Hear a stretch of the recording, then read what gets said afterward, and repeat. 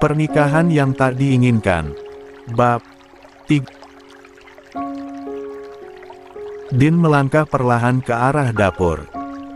Bau tumisan yang gurih sudah menguar, bercampur aroma khas ayam yang sedang digoreng. Dari ambang pintu dapur, dia terdiam sejenak. Pandangannya menangkap pemandangan yang menenangkan. Sang ibu, Bu Mahira, sedang menggoreng ayam dengan cekatan. Di sisi lain meja dapur, Davian duduk di kursi rodanya, sibuk memotong bawang merah dengan telaten. Tangan kanannya bergerak perlahan, namun penuh kehati-hatian.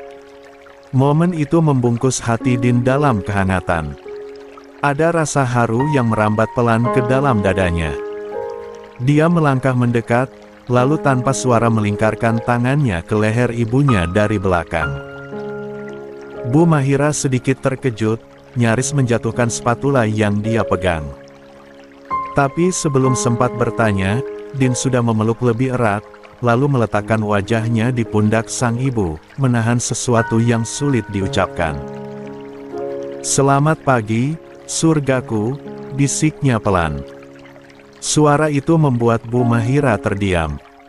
Tangannya yang sedang mengaduk ayam ikut berhenti. Wajahnya melembut, dan matanya mulai memanas. Dia tahu, di balik bisikan hangat itu, ada hati putranya yang sedang rapuh, yang sedang berjuang untuk tetap berdiri, meski kehilangan arah. Davian, yang melihat dari sisi meja, hanya tersenyum kecil. Dia tak berkata apa-apa. Hanya melanjutkan memotong bawang dengan tatapan tenang ke arah kakaknya, menyadari bahwa pelukan singkat itu, barangkali, adalah cara Din berpamitan. "Tumben ke dapur, Nak? Lapar?" "Ya," tanya Bu Mahira pelan, diselingi tawa kecil yang samar. Dia masih memegang spatula, tetapi kini sorot matanya tak lagi fokus pada penggorengan.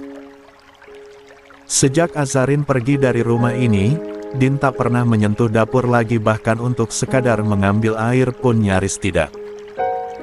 Selama ini, dia lebih banyak mengurung diri di kamar, dan hanya keluar saat dipaksa untuk makan. Din menggeleng pelan.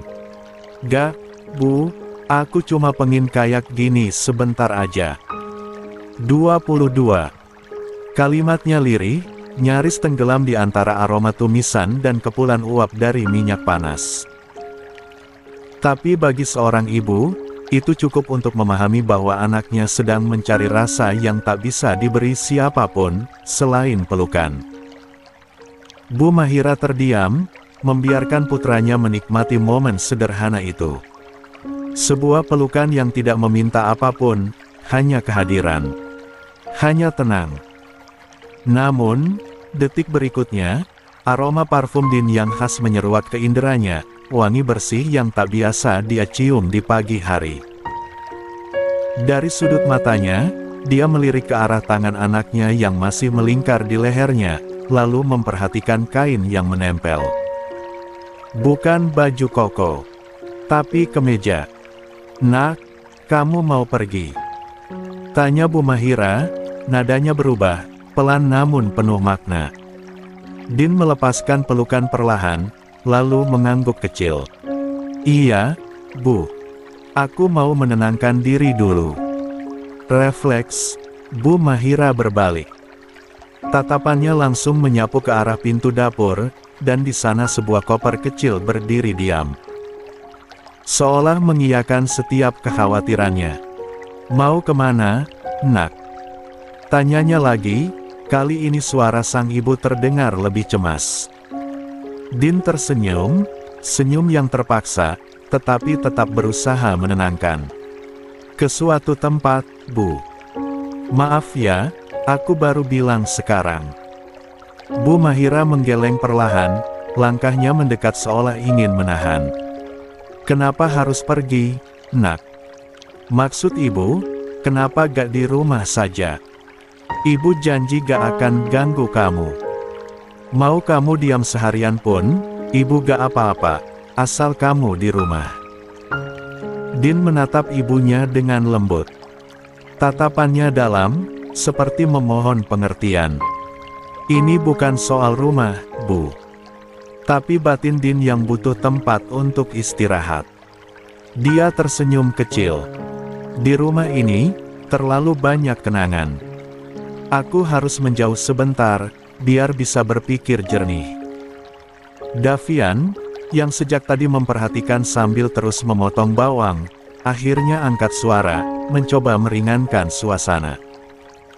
Gak apa-apa, Bu.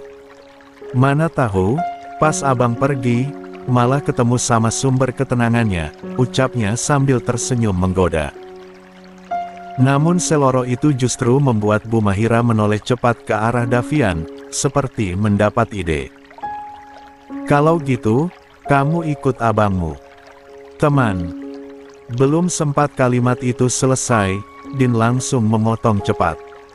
Davi biar di rumah aja, Bu. Aku lagi pengen pergi sendirian. Ada jeda. Hening. Namun bukan diam yang dingin. Melainkan diam yang memahami, bahwa putranya memang sedang berjuang. Mencari caranya sendiri untuk sembuh.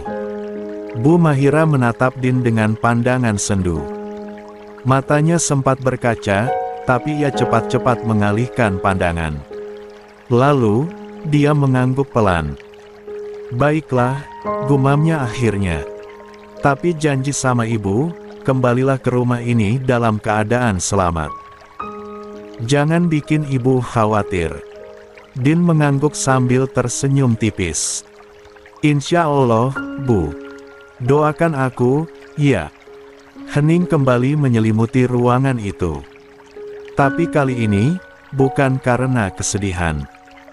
Melainkan karena doa-doa dalam hati yang tak terdengar, tetapi terasa. Berikut lanjutan adegan dan narasi perjalanan Din ke Pangalengan, lengkap dengan penjelasan kondisi perjalanan dari Sukabumi ke Pangalengan secara realistis dan atmosferis. 23. Setelah sarapan bersama keluarga, Din akhirnya berpamitan pada sang ayah. Meski suasananya tidak hangat, tetap saja momen itu terasa berat. Seperti biasa, sang ayah hanya diam. Tak ada pertanyaan, tak ada nasihat. Hanya tatapan tajam namun menyimpan kecemasan yang tersembunyi di balik sikap dinginnya. Din berdiri tegak di hadapan beliau, membungkuk hormat. Din pamit, "Yah," ucapnya singkat. Tak ada balasan kata, hanya anggukan kecil yang kaku. Tapi saat Din hendak berbalik, dia sempat menangkap sorot mata ayahnya, yang meski tak bersuara, berbicara lebih banyak dari semua yang tak diucapkan. Ada resah, ada kekhawatiran, dan ada cinta, yang selalu disimpan dalam diam. Kepergian Din kali ini berbeda dari biasanya. Dia tidak menyetir mobil pribadi, tidak membawa kendaraan mewah yang biasa dia gunakan saat dinas atau bepergian keluar kota. Dia memilih naik bus umum dari terminal. Bukan tanpa alasan. "Aku cuma ingin menikmati perjalanan ini," ucapnya pada sang ibu, saat tadi Bu Mahira sempat menentang keputusannya. "Biar tubuh dan pikiranku sama-sama tenang. Aku gak mau sibuk menyetir, aku cuma mau diam, melihat jalan, dan berpikir." Dan kini, dia duduk sendiri di kursi dekat jendela bus. Sebuah tasbih kecil tergenggam di tangannya, terus bergerak di antara jemari, sementara matanya menatap keluar jendela. Perjalanan dari Sukabumi ke Pangalengan memang tidak singkat. Jarak keduanya sekitar 120–130 km, dan memakan waktu tempuh kurang lebih 5 jam, tergantung kondisi lalu lintas. Rute yang dilalui cukup berliku-liku, karena sebagian besar jalanan akan membawa penumpang melintasi jalur-jalur perbukitan, dataran tinggi, hingga melewati desa-desa kecil yang tersembunyi di antara hutan pinus dan kebun teh. Dari Sukabumi, bus akan menuju arah Cianjur atau Bandung Selatan terlebih dahulu, lalu melanjutkan perjalanan ke Banjaran dan Cimaung, sebelum akhirnya mencapai Pangalengan, yang berada di ujung selatan Kabupaten Bandung. Pemandangan sepanjang jalan menjadi hiburan tersendiri bagi Din. Setelah melewati keramaian kota kecil, matanya disuguhi bentang sawah yang luas, rumah-rumah panggung berdiri di pinggir jalan, dan warung kopi sederhana yang tampak ramai oleh warga setempat. Semakin mendekati Pangalengan, udara terasa lebih sejuk. Kabut tipis mulai turun di sela-sela perbukitan, dan aroma khas tanah lembab menyelinap melalui celah jendela yang sedikit terbuka. Kebun de mulai bermunculan di sisi kanan dan kiri jalan. Tertata rapi, hijau membentang seperti permadani. Di kejauhan, deretan pohon pinus berdiri tegak, seolah menjaga alam yang masih perawan. Sesekali, terlihat para pemetik de mengenakan caping, membungkuk di antara semak-semak hijau, menambah kesan tenang dan bersahaja. Din sempat memejamkan mata, bukan karena mengantuk, tapi karena terlalu damai. Namun hanya sebentar. Begitu membuka mata lagi, dia kembali menatap keluar jendela. Tak ingin melewatkan satu pun keindahan yang mungkin bisa menjadi pelipur lara dari sesaknya batin. Tasbih kecil di tangannya masih berputar perlahan. Setelah menempuh perjalanan cukup panjang dan melelahkan, akhirnya bus yang ditumpangi Din tiba di terminal Pangalengan. Udara yang dia hirup kini lebih segar, meskipun matahari sudah berada tepat di atas kepala, menyinari perbukitan dengan terik yang cukup menyengat.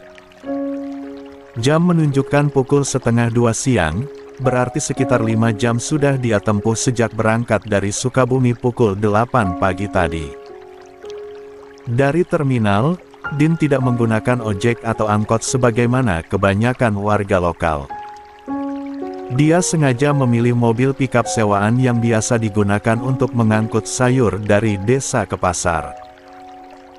Bukan karena tak mampu menggunakan ojek dan transportasi lainnya, hanya saja dia ingin menikmati alam dengan cara yang sering dia lihat di layar televisi. Supirnya adalah pria parubaya yang ramah dan bersedia mengantar Din sampai ke depan villa sederhana yang telah dia pesan sebelumnya. Villa itu memang tidak berada di pusat keramaian, melainkan agak masuk ke 24 desa, tepat di pinggir kebun de Mandalawangi yang luas membentang. Din turun dari bak belakang mobil dengan mengucapkan terima kasih kepada sopir pikap tersebut. Sepatu ketsnya sedikit berdebu, tetapi dia tak mempermasalahkan itu. Seketika, suara ramah menyambutnya. "Selamat datang, Pak Din." Sudah dinanti, sapa seorang pria berusia sekitar 50 tahunan, berbadan agak tambun dengan peci hitam di kepala dan sarung tergantung di pinggang. Dialah Mang Idun, penjaga sekaligus pengelola villa tersebut. Din tersenyum, menjabat tangan pria itu dengan hangat. "Silakan masuk. Biar saya bantu bawa kopernya," ujar Mang Idun antusias. Villa yang Din sewa memang sederhana. Bangunannya bergaya kayu semi tradisional, dengan teras kecil menghadap langsung ke kebun de. Suasana tenang, jauh dari hiruk-pikuk kota. Hanya ada suara burung-burung, dan sesekali desir angin yang menggoyangkan pucuk-pucuk de di kejauhan. Setelah Din duduk sebentar di kursi rotan teras, Mang Idun pun mulai menjelaskan beberapa hal. "Kalau Bapak perlu apa-apa, di bawah sana ada warung Bu Is, jalan kaki juga dekat, 5 menit sampai. Malam hari tenang, Pak. Di belakang villa ini ada rumah saya juga biasa ronda bareng warga. Jadi insya Allah aman. Tapi ya dingin, Pak, kalau malam. Angin dari arah kebun suka kencang." Din mengangguk, menyimak dengan saksama. Namun kemudian, seolah mengingat sesuatu, dia akhirnya bertanya, "Mang, saya sempat dikasih tahu soal seorang stas yang tinggal di desa ini. Katanya bisa jadi tempat ngobrol dan menenangkan diri." Mang tahu. Mang Idun langsung tersenyum lebar. Oh, maksud Bapak pasti Ustadz Fakih. Beliau orang baik, banyak yang suka konsultasi ke beliau. Rumahnya dekat Masjid Jami Al-Mawa, Pak. Turun dari sini, belok kanan, jalan sekitar 1 kiloan. Nah, masjidnya ada di pertigaan kecil, di bawah pohon waru besar. Beliau tinggal tepat di sebelah masjid itu. Din mengangguk, merasa informasi itu begitu berarti. Terima kasih, Mang, ucapnya tulus. Insya Allah kalau Bapak ke sana, disambut baik. Ustadz Fakih itu santun, gak pernah menolak tamu, tambah Mang Idun sambil tersenyum. Din memandang hamparan kebun di hadapannya, menarik napas dalam-dalam. Suasana yang dia cari, hening, damai, dan jauh dari suara dunia yang membuat pikirannya riuh. Dia pun berencana, setelah salat Asyar, akan berjalan kaki menuju Masjid Al-Mawa untuk menemui Ustadz tersebut. Tapi, kalau mau datang ke rumah Ustadz, mending malam aja, Pak, ujar Mang Idun tiba-tiba, seolah bisa menebak isi pikiran Din. Soalnya sore nanti, seingat saya ada acara pengajian atau apalah gitu, karena istri saya juga ikut acara di masjid. Dan biasanya kalau ada acara pengajian seperti itu, Ustadz Fakih pasti yang ngisi ceramah. Din menoleh, menyimak dengan seksama. Oh begitu. Gumamnya pelan, sebelum mengangguk dengan tenang. Iya, Mang. Terima kasih banyak infonya. Saya pikir-pikir lagi nanti mau kesananya jam berapa. Mang Idun mengangguk cepat. Sami-sami, Pak Din. Kalau butuh ditemani ke sana malam nanti juga bisa, bilang aja. Din tersenyum. Gak usah repot, Mang. Insya Allah saya jalan sendiri, sekalian menenangkan pikiran. Siap, Pak, jawab Mang Idun, berdiri dan bersiap kembali ke rumahnya di belakang villa. Kalau gitu saya pamit dulu ya, mau lihat kompor istri, takut matengnya kebablasan, selorohnya sambil tertawa ringan. Din tertawa kecil, lalu mengangguk. Setelah pria parubaya itu pergi, dia pun bersandar di sandaran rotan kursi teras, menatap langit yang mulai berubah warna. Angin sore berembus lembut, membawa aroma dedan. 25. Tanah yang basah oleh embun siang.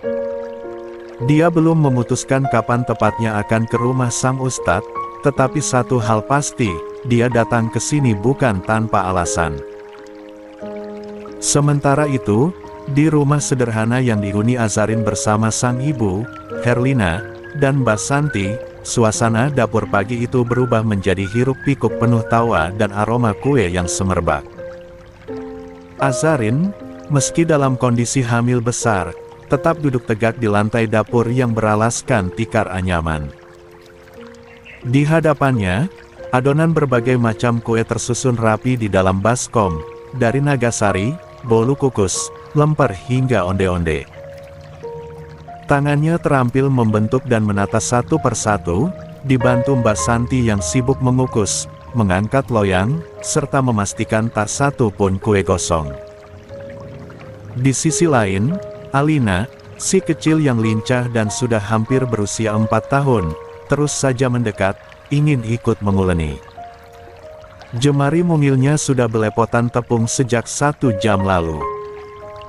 Berkali-kali dia berkata, aku juga mau buat, Bunda, aku juga bisa, hingga akhirnya Azarin menahan tawa dan memberikan satu wadah kecil berisi tepung terigu serta cetakan plastik mainan.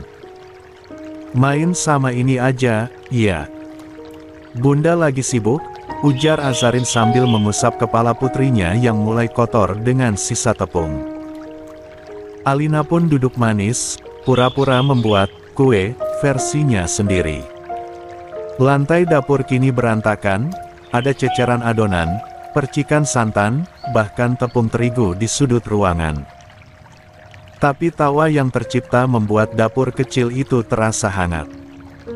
Herlina yang sedang menata Nagasari di dalam wadah plastik besar, menoleh dan berkata, "Nak, kuenya nanti diantar jam 2, ya?" Acara dimulai abis asyar. Azarin mengerutkan kening. "Maksudnya diantar gimana, Umi?" "Bukannya kemarin kata Umi, Bu RT yang akan ambil ke sini." Sambil terus menata kue, Herlina menjawab, "Tadi pagi Bu RT ngabarin. Katanya agak riweh di masjid, jadi gak sempat ambil sendiri. Kita diminta antar langsung ke sana."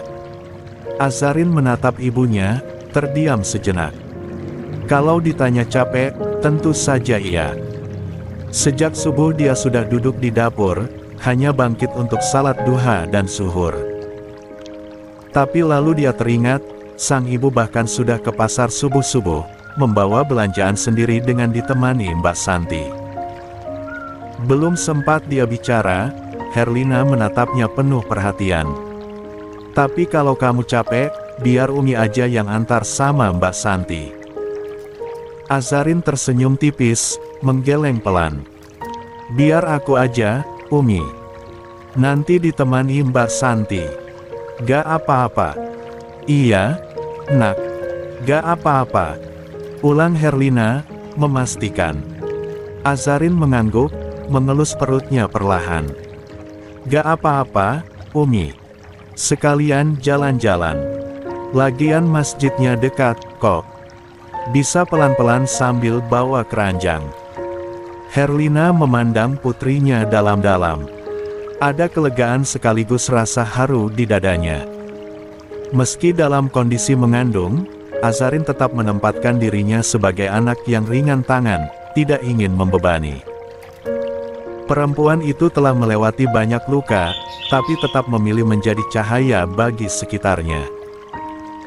"Kalau gitu nanti Umi siapkan semua bungkusannya ya," ucap Herlina akhirnya. "Biar nanti kamu tinggal bawa." Azarin tersenyum. "Iya, Umi. Tapi Alina jangan ikut ya, nanti tangannya masuk ke tempat kue lagi." Alina yang mendengar namanya disebut hanya tertawa kecil, tangannya kembali membentuk kue dari tepung mainan.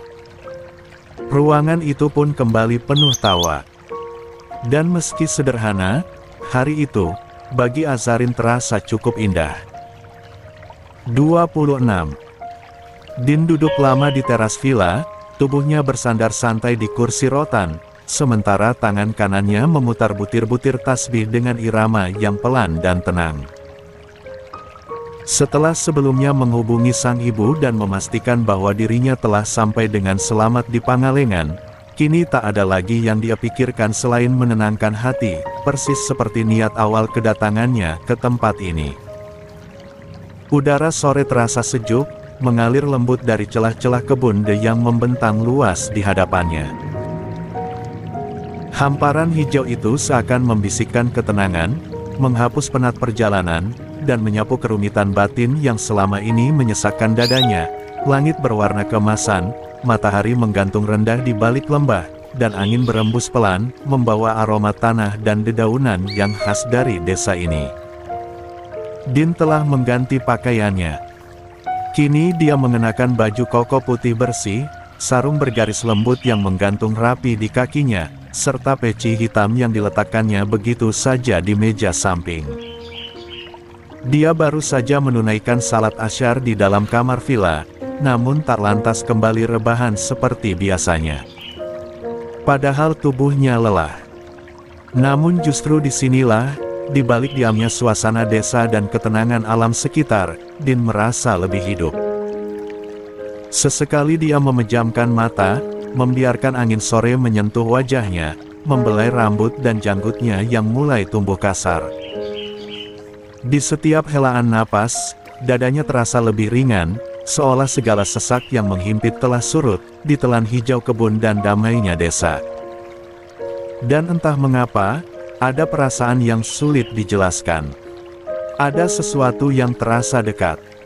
Sangat dekat. Sebuah rasa yang membuat dadanya hangat tanpa sebab. Seperti keberadaan seseorang yang telah lama dia rindukan, namun tak terlihat oleh mata, sebuah firasat yang lembut tapi dalam, bahwa dirinya tidak sendiri di tempat ini. Dia tak menyadari bahwa hanya beberapa kilometer dari villa tempatnya duduk, Azarin sedang berada di desa yang sama. Wanita yang memenuhi setiap sudut doa dan ingatannya. Wanita yang selama ini dia cari, kini tengah hidup dalam sunyi, hanya dipisahkan oleh waktu dan keadaan. Mungkin itulah mengapa ketenangan yang Din rasakan hari ini begitu berbeda. Bukan sekadar karena udara desa, bukan sekadar karena hamparan hijau. Tapi karena cintanya ada di sini. Dekat, sangat dekat. Dan meski logikanya belum mengerti, hatinya lah yang lebih dulu menemukan arah. Di tengah keheningan dan damai yang masih berdiam di sekitar villa, tiba-tiba suara langkah ringan terdengar mendekat. Din membuka mata, lalu menoleh ke arah suara tersebut. Ternyata Mang Idun, sang penjaga villa, muncul dengan senyum lebar yang tak pernah lepas dari wajahnya. "Pak Din, mau jalan-jalan sekitar desa gak?" Tawarnya ramah, sambil menunjuk ke arah sebuah motor tua yang terparkir di samping rumah belakang villa. "Kebetulan motor saya lagi nganggur, gak dipakai. Mumpung sore, enak buat keliling-keliling." Din yang tadi tengah bersandar dengan damai, refleks bangkit berdiri. Dia tersenyum kecil, menyeka sedikit peluh di lehernya. "Waduh, Pak, emang gak repot, ya?" Tanyanya ragu, namun sorot matanya menyiratkan antusias yang tidak mampu dia sembunyikan. Mang Idun langsung tertawa kecil, dengan logat Sunda yang hangat. "Ya enggak atuh, Pak. Justru itu saya tawarin ke Pak Din, siapa tahu pengin cuci mata. Sore-sore begini mah udaranya adem." Din tertawa kecil, lalu mengangkat tangan seolah menyerah. "Maaf, Mang. Saya ini belum hafal jalan, masih takut nyasar, selorohnya ringan." Mang Idun langsung menimpali dengan senyum mengembang. "Hehehe, ya sudah atuh, saya anterin aja." 27. Keliling sebentar, daripada duduk sendirian di teras, bisi takut kesambet penunggu kebunde, ujarnya sambil berkedip menggoda, bercanda dengan gaya khas orang desa. Din tertawa, geli sekaligus terhibur. Hatinya terasa ringan, dan ajakan Mang Idun entah kenapa terasa seperti tawaran yang tidak seharusnya ditolak. Mungkin, pikirnya, dari perjalanan ini dia bisa sekalian melihat rute menuju Masjid Al-Mawa, tempat Ustadz Fakih tinggal, sehingga malam nanti dia bisa datang sendiri tanpa harus merepotkan siapa-siapa. "Baik, Mang. Saya siap-siap dulu, ya," ujar Din. Dia pun berpamitan sebentar untuk berganti pakaian. Di dalam kamar, Din membuka koper kecilnya dan memilih pakaian yang santai, namun tetap pantas dan mencerminkan dirinya sebagai pria yang datang dari keluarga berada. Dia mengenakan celana panjang katun warna kaki, nyaman namun tetap rapi. Dipadukannya dengan kemeja lengan panjang berbahan linen warna biru pucat, yang digulung hingga siku untuk memberi kesan santai namun tetap elegan. Di kakinya, dia mengenakan sendal selop berbahan kulit, dan untuk pelengkap, jam tangan kulit coklat melingkar di pergelangan kirinya. Rambutnya dia rapikan dengan cepat, dan sebelum keluar, dia sempat menyemprotkan sedikit wewangian ringan. Gaya Din, seperti biasa tidak pernah berlebihan, tapi tetap mencerminkan karisma dan kewibawaannya. Bukan mencolok, tapi enak dipandang. Seseorang yang begitu mudah dikenali sebagai lelaki berkelas, meski kini memilih berbaur dengan suasana desa.